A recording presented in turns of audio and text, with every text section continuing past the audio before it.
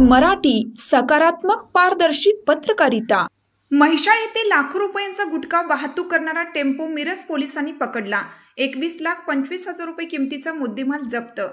कागवाडहून मिरजकडे गुटखा व सुगंधी तंबाखू वाहतूक करणारा टेम्पो येत असल्याची मिरज ग्रामीण पोलिसांना खबर मिळताच टेम्पो क्रमांक KA235438 हा टेम्पो म्हैसाळ येथे पकडण्यात आला।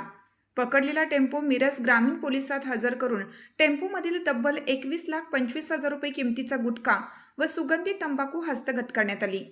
टेम्पो ड्रायव्हर चिदानंद चंद्रशेखर नेसर्गी राहणार पोलीस स्टेशन जवळ कुडची तालुका रायबाग जिल्हा बेळगाव याच्यावर अवैध वाहतूक प्रकरणी गुन्हा नोंद करण्यात आला।